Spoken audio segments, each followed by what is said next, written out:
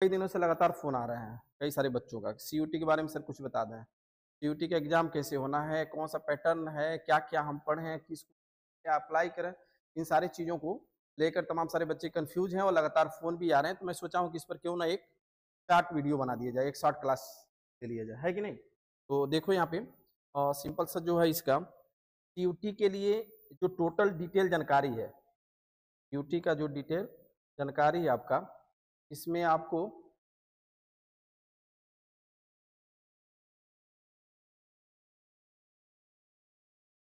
Specially पहले तो जान लो सीयूटी। सीयूटी होता क्या है जी? CUET। क्या है फुल फॉर्म? अरे वाह! Common common university entrance test.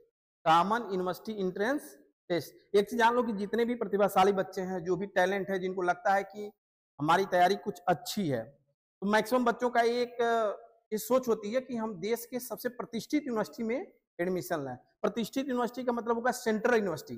राज्य स्टेट जो स्टेट यूनिवर्सिटियां जैसे गोरखपुर तुम्हारा डीडीयू जो यूनिवर्सिटी है, इसमें सीयूटी थ्रू नहीं होता। इसके लिए आपको क्या होगा, खुद का उसका फॉर्म भरना पड़ेगा। डीडीयू के लिए अलग से आपका मोनोपोली जो यूनिवर्सिटियां हैं वो अपना खुद का एंट्रेंस लेती हैं। लेकिन जितने देश के सेंट्रल यूनिवर्सिटियां हैं, सेंट्रल यूनिवर्सिटियां हैं, तो जो सेंट्रल यूनिवर्सिटी कर रहे हो ना, तब उसमें CUCET होता था, central university common entrance test, तब होता था। लेकिन अब जो हो गया क्या, कॉमन यूनिवर्सिटी एंट्रेंस टेस्ट।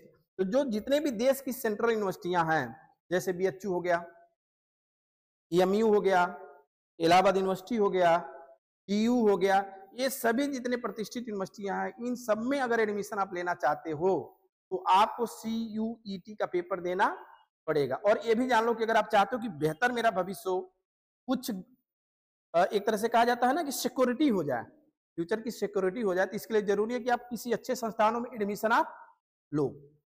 बाकी क्योंकि होता है ना कि जितने भी अच्छे बच्चे हैं सब वही जाते हैं, तो एक प्रतिस्पर्धा का माहौल बनता है, एक अलग इन्वायरमेंट मिलता है सेंट्रल यूनिवर्सिटियों में।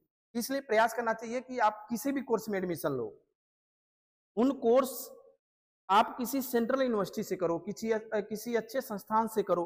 हालांकि मैं नहीं कह रहा हूं कि सबका एडमिशन हो जाएगा, क्योंकि लिमिटेड सीट है और उस लिमिटेड सीट में जो टॉप रैंक में आएंगे, टॉप मेरिट में आएंगे, उन्हीं का एडमिशन होना है। लेकिन एक बार प्रयास करने में क्या जाता है, अगर पूरे अच्छे से मनोयोग से प्रयास करो तो हमें लगता है कि सेंट्रल यूनिवर्सिटियां मिल जाएगी। ठीक है। और दूसरी बात, फॉर्म भरते समय आप यूनिवर्सिटियों का एक असेंडिंग डिसेंडिंग आर्डर में अपने चॉइस के आधार पे आप फिलअप किए होंगे कि पहले नंबर पर प्रीफर किसको कर रहे हो, BHU, दूसरे पे TU, चाहे तीसरे पर इलाहाबाद यूनिवर्सिटी, EMU, अलग अलग किए होंगे ना इस तरह का। तो उसमें क्या होता है कि मेरिट के बेस के आधार पर आपकी यूनिवर्सिटियां अलॉट होती हैं कोर्स के अकॉर्डिंग। और जिस यूनिवर्सिटियों को आप जब फॉर्म भरे होंगे, चूंकि फॉर्म लगभग सभी लोग भर चुके होंगे, जो नहीं भर पाए होंगे 26 तक डेट है और भर देना चाहिए। जो भी नहीं भरा है वो 26 तक भर दे। फॉर्म भरते समय ये तो पहले क्लियर कर ले कि किस कोर्स के लिए उसको एडमिशन लेना है, और उस कोर्स को जिस यूनिवर्सिटी से फॉर्म भर रहा है तो उस यूनिवर्सिटी को खोल के पहले देख ले कि उस कोर्स से रिलेटेड चीजें उसमें है कि नहीं है। जैसे बीटेक ही मान लो, अभी डिस्कस कर लेते तुम लोग बीटेक, तो बीटेक सभी यूनिवर्सिटियों में नहीं है, कुछ सर्टेन कॉलेजों में ही, यूनिवर्सिटियों में ही है। तो उस यूनिवर्सिटी, अब पता चले कि तुम ऐसे यूनिवर्सिटियों को फॉर्म डाल दिए, सीक्वेंस में प्रीफर कर दिए जिसमें बीटेक का कोर्स है ही नहीं, तो फिर कहां से अलॉट हो पाएगा। इसलिए आप जो भी कोर्स आप करना चाह रहे हैं, चाहे BBA हो गया, BSc नर्सिंग हो गया, BSc हो गया, BA हो गया, BCom हो गया, इस तरह की BA LLB हो गया, तो इन सभी कोर्सों का कोई जरूरी नहीं कि सभी यूनिवर्सिटियों में कोर्स हो ही जो आप करना चाह रहे हो। तो उन यूनिवर्सिटियों को आप एक बार खोल के देखिए, क्योंकि साइट पर सब चीज उपलब्ध है, और फिर उसके बाद उस फॉर्म को फिलअप करो। ठीक है। और आप प्रीफर के आधार पे हालांकि आप चाहें तो पूरी यूनिवर्सिटियां डाल सकते हैं, जहां जहां कोर्स है, तो उसमें ये फाउंडेशन नहीं है कि आप 2 यूनिवर्सिटी, 10 यूनिवर्सिटी, 50 यूनिवर्सिटी डालेंगे। आप सभी यूनिवर्सिटियों को डाल सकते हैं। ठीक है। ये चीज तो हो गई, आप फॉर्म भरने की प्रक्रिया, प्रोसेस वगैरह सब लोग डाल दिए होंगे। ठीक है। मेन चीज है समस्या की बच्चे पूछ रहे क्या पढ़े हम, उसका सिलेबस क्या है, पेपर का पैटर्न क्या है। तो सबसे पहले अगर आप देखो तो जो पेपर का पैटर्न है, पेपर जो होगा वो दोनों चीजों में हो सकता है, ऑफलाइन भी हो सकता है और ऑनलाइन दोनों हो सकता है। हाइब्रिड उसको कहते हैं, हाइब्रिड मोड में, यानी ऑफलाइन और ऑनलाइन, यानी CBT बेस और ऑफलाइन। क्वेश्चन का जो स्टैंडर्ड होगा, जो क्वेश्चन का प्रोसेस वो होगा आपका ऑब्जेक्टिव, ऑप्शनल होंगे, ऑब्जेक्टिव क्वेश्चन होंगे। तो उसमें अगर आप देखो तो जो पूरे पेपर होंगे वो 3 सेक्शन में डिवाइड होंगे। अगर पैटर्न की बात करें, एग्जाम के पैटर्न की, तो वो कितने पार्ट में होंगे? 3 सेक्शन में डिवाइड होगा, ठीक है। जिसमें तुम्हारा पहला सेक्शन जो होगा ये कंपलसरी है। क्या है? कंपलसरी है सबके लिए। और उसमें आपके लैंग्वेज होंगे। क्या होंगे? लैंग्वेज। इंग्लिश होगा और हिंदी होगा। हिंदी और इंग्लिश, इन दोनों में से कोई एक आपको करना, या तो हिंदी करिए या तो इंग्लिश करिए। अगर हमसे सलाह पूछोगे कि हमें क्या करना चाहिए, तो हम कहेंगे इंग्लिश प्रीफर करेंगे, ठीक है। इंग्लिश को आप करिए, ठीक है। और इसमें ऐसा नहीं है कि जो कंपटीशन सेक्शन के बड़े हाई लेवल की चीजें आती है, ऐसा कुछ नहीं है। आपको कंप्रीहेंशन देगा, उसमें से क्वेश्चन छाड़ना होता है, कुछ वोकैबुलरी दे देगा, ठीक है, वर्ड नंबर सब्स्टिट्यूशन दे देगा, एंटोनिमीज, सिनोनिम्स, ये सब पढ़े ही हो। तो ऐसे कॉमन चीज दिया जो 10+2 तक आप पढ़े हो अच्छे से। अगर अच्छे से पढ़े हो तो आप इंग्लिश वाले क्वेश्चन को, यानी लैंग्वेज वाले पोर्शन को आसानी से कर सकते हैं।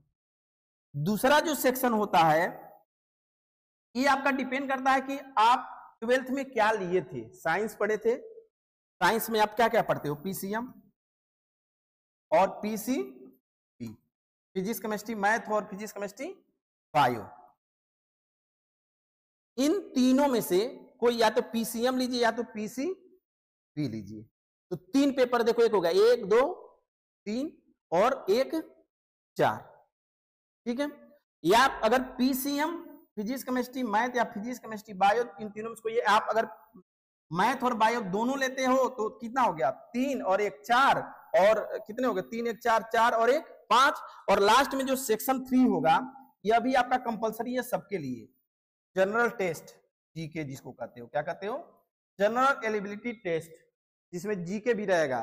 जीके समझते हो क्या होता है? जीके जिसमें आपको कॉमन नॉलेज आना चाहिए, जैसे हिस्ट्री हो गया, इंडियन नेशनल मूवमेंट से रिलेटेड चीज आपको थोड़ा बहुत जानकारी होना चाहिए। ज्योग्राफी, आपकी इंडियन ज्योग्राफी है, उसके बारे में थोड़ा बहुत जानकारी होनी चाहिए। भारतीय राज्य व्यवस्था है, जो इंडियन कॉन्स्टिट्यूशन को थोड़ा बहुत ज्यादा डीपली नहीं जानना, आपको बस सामान्य जानकारी होनी चाहिए, जो जनरल चीज है। जी है। जनरल साइंस भी आते हैं। जनरल साइंस मतलब सामान्य ज्ञान, जो जनरली बीमारी वगैरह जो भी चीज इस तरह की है, जो आपके व्यवहारिक विज्ञान है, उसके बारे में भी आपको जानकारी होना चाहिए। कुछ आपके रीजनिंग्स हैं, रीजनिंग जनरली आप कोडिंग, डिकोडिंग और ब्लड रिलेशन वगैरह बाद में हम डिस्कस कर देंगे कि कौन कौन से पार्ट उसमें आपको पढ़ना है।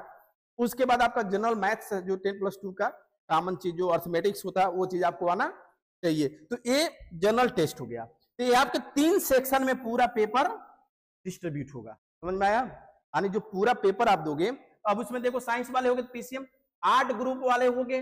मान लो कोई साइंस ग्रुप से 8 ग्रुप बीए करना चाहता हो, जैसे साइंस का मतलब बहुत सारे चीज हो गए, बीएससी हो गया, बीएससी मैथ्स हो गया, बीएससी नर्सिंग हो गया, ठीक है। तो जो साइंस स्ट्रीम वाला जो पार्ट है, वो आपके बीएससी वगैरह जो करेंगे वो साइंस स्ट्रीम हो गया। जो बीए करेंगे, बीए, तो बीए वालों के लिए अलग से आपका सब्जेक्ट है, ठीक है। बीए वालों के लिए अलग सब्जेक्ट है, जैसे हिस्ट्री, ज्योग्राफी, इकोनॉमिक्स, सिविक्स। तो उसमें वो किससे करना चाहते हैं, तो उसमें कौन कौन से सब्जेक्ट लेंगे, अभी हम आगे उसमें डिस्कस करते हैं, क्योंकि हर व्यक्ति का अलग अलग अपना सब्जेक्ट का चॉइस होगा। और कॉमर्स तीसरा, जो आर्ट, चूंकि 3 स्ट्रीम पढ़े भी हो, साइंस, आर्ट और कॉमर्स, तो इन तीनों के अलग अलग आपके जिस स्ट्रीम्स होंगे उस स्ट्रीम का फॉर्म भरेंगे और उस कोर्स के अकॉर्डिंग आप इसमें सब्जेक्ट का चयन करेंगे। उसके बाद आपका जनरल एबिलिटी टेस्ट हो गया। नेक्स्ट अगर आप देखो तो मैक्सिमम आप 6 पेपर दे सकते हैं। कितना दे सकते हो? Maximum 6 paper. मैक्सिमम आपके 6 पेपर हैं इसमें। देखो कौन कौन से, जैसे पहला सेक्शन तो लैंग्वेज हो गया। क्या हो गया? लैंग्वेज। और लैंग्वेज में आपका क्या है? लैंग्वेज में आपका हिंदी और इंग्लिश में से कोई एक आपको देना है। वो 50 क्वेश्चन होंगे। कितने होंगे? 50। लेकिन करना कितना है? 40। 50 में 40 क्वेश्चन ही करना है, ठीक है। दूसरा सेक्शन जो होगा, जो जिसको डोमेन सब्जेक्ट करके होगा, उसमें आप भरे होंगे, आया होगा डोमेन सब्जेक्ट। यहाँ डोमेन को लेकर बड़े बच्चे कंफ्यूज होते हैं, डोमेन है क्या?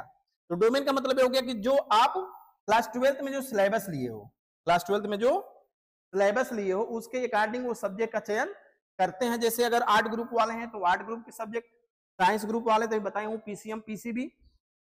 कॉमर्स वाले हैं तो उसमें अकाउंटेंसी वगैरह, मैथ्स वगैरह आएंगे, तो उसको भी आगे हम बता देंगे कौन कौन से क्या है। आगे नेक्स्ट इसी में आगे चीजें वो भी पता चल जाएंगी। तो वो भी कितने आएंगे? 50 क्वेश्चन। 50 में कितने करने हैं? 40। ये भी आपको 40 ही करना है, और थर्ड जो सेक्शन है आपका जनरल टेस्ट का, ये कितने होंगे 60 क्वेश्चन, और इसमें कितने करना है 50 क्वेश्चन।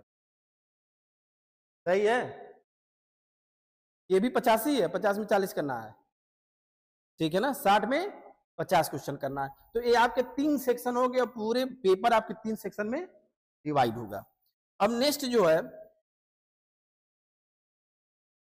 अब देखो यहाँ पे सब्जेक्ट कॉम्बिनेशन जो है, अब यहाँ पे 2 चीजें हैं। जो सिलेबस है आपका, जैसे मान लो लैंग्वेज तो कंफर्म हो गया, हिंदी और इंग्लिश में कोई ये अगर कॉमर्स वाले पढ़ रहे हैं, क्या है कॉमर्स के लिए जनरल टेस्ट यानी जीटी, ये तो कंपलसरी है।